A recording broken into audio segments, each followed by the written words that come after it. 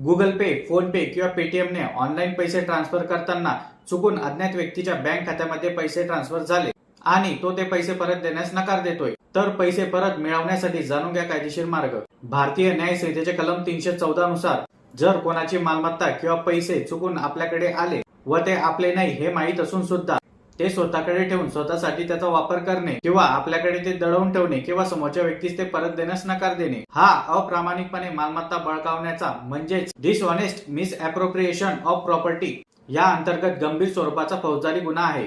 समोरच्या व्यक्तीला तुम्ही स्पष्ट सांगून सुद्धा त्याने तुमचे पैसे परत देण्यास नकार दिला किंवा तुमचा मोबाईल नंबर सुद्धा ब्लॉक केला तर तुम्ही त्याच्या विरुद्ध भारतीय न्याय संहितेचे कलम 314 अंतर्गत पोलीस स्टेशनला गुन्हा दाखल करू शकतात.